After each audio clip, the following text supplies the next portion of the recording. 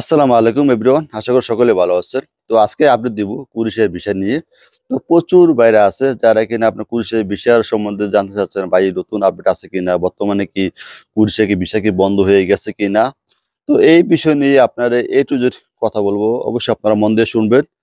আর কথা বলবো, তো প্রচুর ভাইরা অলরেডি যারা পাসপোর্ট জমা দিয়ে ফেলেছেন, তো জমা দেওয়ার পরে তাদেরকে অনলাইন দেখাইতেছে। তো দেখানোর পর কারো 1 মাস, কারো 2 মাস, কারো 3 মাস হয়ে গেছে। তো এখন আপনার যে ওয়ার্ক পারমিটটা আসতে কতদিন সময় লাগতে পারে, তো এই বিষয়টা নিয়ে অবশ্যই বলবো। তো আজকে 2টা টপিক নিয়ে কথা বলবো, অবশ্যই আপনারা মন দিয়ে শুনবেন, তাহলে বুঝতে পারবেন। শুরু করার আগে অবশ্যই একটি কথা বলবো, সেটি হচ্ছে যারা কিনা আমার চ্যানেলে নতুন আছেন অবশ্যই সাবস্ক্রাইব করবেন, আর যারা সাবস্ক্রাইব করেছেন তাদেরকে অসংখ্য ধন্যবাদ। তবে প্রথমত শুরু করব কুরিশিয়ার ওয়ার্ক পারমিট কি বন্ধ নাকি চালু আছে। তো আগে যদি এটা শুরু করার আগে অবশ্যই 2024 সালে কিছু ঘটনা আমাকে বলতে হবে। দেখেন ভাই, বর্তমানে কিন্তু 2025 সাল চলতেছে। আর 2024 সালে কিন্তু এক সময় প্রচুর মানুষ গেছে, প্রায় আপনার 12,000 প্লাস মানুষ গেছে কুরিশিয়াতে। তো যাওয়ার পরে কি হচ্ছে, সেখানে কিন্তু আপনার 8,000 মতনই, 8,000 প্লাস মানুষ অন্যদিকে চলে গেছে। এই 12,000 মানুষের ভিতরে যদি 8,000 মানুষ চলে যায়, তা থাকে কত? 4,000 মানুষ আছে কুরিশিয়াতে।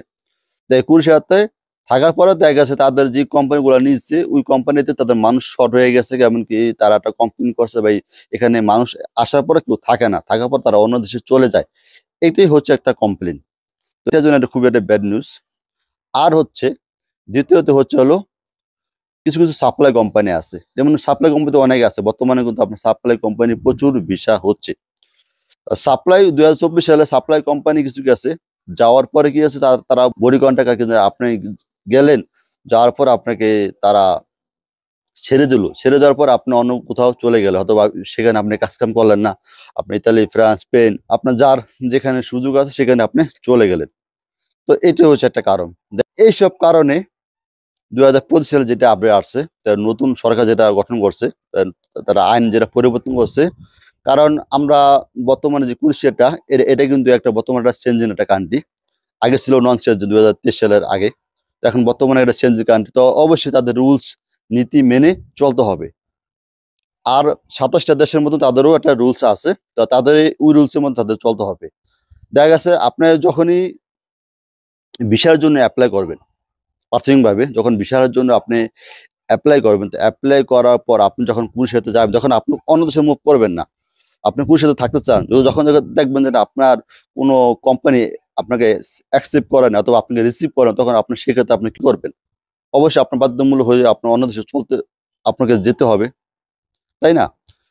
তো এটি হচ্ছে মূল কারণ। দেখা গেছে বর্তমানে প্রতিটা সাপ্লাই কোম্পানি চেক করতেছে, ইনকোয়ারি করতেছে। দেখা গেছে আপনি যখন আপনার একটা এম্বাসির বিপিএস এর মাধ্যমে যখন আপনার একটা পাসপোর্ট সাবমিট করবেন, সাবমিট করার পর যখন এটা নিউ দিল্লি থেকে প্রসেসিং হয়ে যখন আপনার কুরিশিয়াতে যাবে, কুরিশিয়া যে এম্বাসি আছে সেখানে যাবে, ওই ফাইলটা যখন আসবে, তো আসার পরে আপনাকে ওই কোম্পানি বারে ইনকোয়ারি এটা নিবে, এ টু জেড ইনকোয়ারি। দেখা গেছে আপনার প্রথমত দেখবে আপনার ওই কোম্পানির ভিতরে আপনার কাজ আছে কিনা, কাজের যে কোটাটা সেটাই আছে কিনা। দ্বিতীয় দেখবে যে না আপনার, দ্বিতীয়ত নাম্বার হচ্ছে আপনার সেখানে আপনার থাকার জায়গাটা আছে কিনা, আপনার মেডিকেল যে ট্রিটমেন্টটা সেটা আছে কিনা, আপনার স্যালারিটা ঠিক মতন দিতে পারবে কিনা, আপনার টিআরসি কার্ডটা সেটাকে আপনাকে দিতে পারবে কিনা। মানে এইসব কিছু কাজ আছে তারা চেক করে, এইসব কাজ ইনকোয়ারি করে।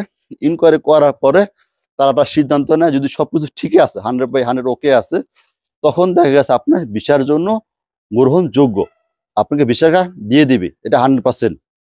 আর যখন দেখবে যে তাদের কোম্পানি আন্ডারে মানুষ লাগবে 10 জন, আপনাকে নিচ্ছে 15 জন, তো 5 জন মানুষ কি করবে? তো 5 জন মানুষকে তারা রিজেক্ট করে দেয়, রিফিউজ করে। রিফিউজ করা এই হচ্ছে কারণ। দেখা যাচ্ছে জনরা রাখছে আর 5 জনরে রিজেক্ট করে ফেলছে। তো এই হচ্ছে মূলত কারণ।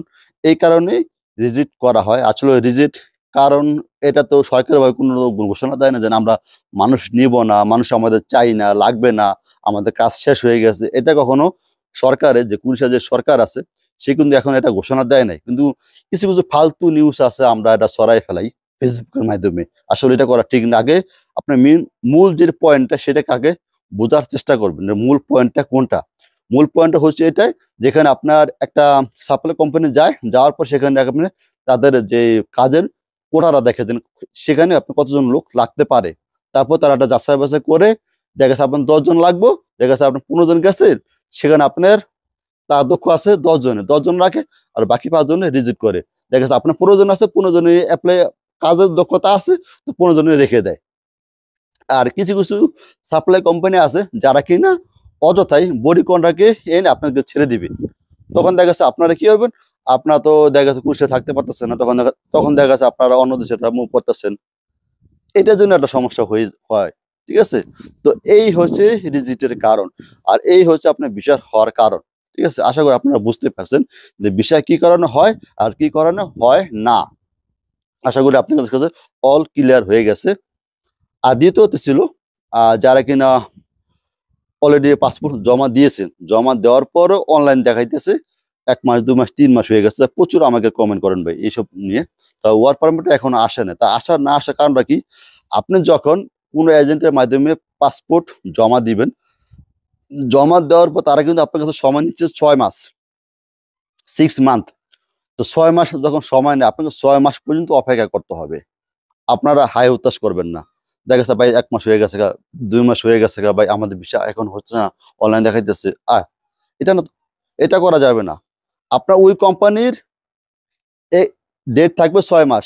যখন যে কোম্পানিতে আপনি অ্যাপ্লাই করা হয়, কোম্পানি 6 মাস পর্যন্ত আপনার ডেট থাকবে, 6 মান্থ। 6টা মাস পর্যন্ত আপনাকে অপেক্ষা করতে হবে। যদি সেক্ষেত্রে যদি 6 মাস ওভার হয়ে গেছে, আপনার কাজ হচ্ছে না, না হওয়ার কারণে তখন আপনি কি করবেন, বাধ্যতামূলক ওই এজেন্টের কাছ থেকে পাসপোর্ট নিয়ে আসবেন। তখন সে আর পারবে না, কারণটা কোম্পানি মেয়াদি থাকে 6 মাস। 6 মাস সে আবার পারবে, আবার হলো সে রিঅ্যাপ্লাই করতে পারবে, সেটা হলো পরের সাবজেক্ট। আপনি তারপর প্রাথমিকভাবে আপনি 6 মাস পর্যন্ত আপনাকে অপেক্ষা করতে হবে। আর যদি 6 মাস ওভার হয়ে যায়, তো তারপরও সে রিঅ্যাপ্লাই করতে পারবে, কিন্তু রিঅ্যাপ্লাই করলে রেসপন্সটা খুবই কম দেয়। ঠিক আছে, তো রিঅ্যাপ্লাই করার তো কোনো দরকার নেই। আপনার তার যদি বেটার হবে, পাসপোর্ট নিয়ে আসবেন, নিয়ে আসার পরে অন্য জায়গায় অ্যাপ্লাই করবেন, সেটাই হচ্ছে আপনার বেস্ট। আশা করি তাহলে আপনারা বুঝতে পারছেন যে বর্তমানে যে মানে সিন্ডিকেটটা চলতেছে, বন্ধ হয়ে গেছে, বা এটা মাথায় কান না দিয়ে খুব ঠান্ডা মাথায় চিন্তা করে তারপর আপনার যেখানে মন চায় সেখানে অ্যাপ্লাই করবেন। আশা করি আপনারা বুঝতে পারছেন। তাহলে আপনার এই আমরা আপডেটগুলো ছিল, ভিডিওটা কিছুটা লম্বা হয়ে গেছে। তো আজকের জন্য এই পর্যন্ত, সবাই ভালো থাকবেন, খুদা হাফেজ, আসসালামু আলাইকুম।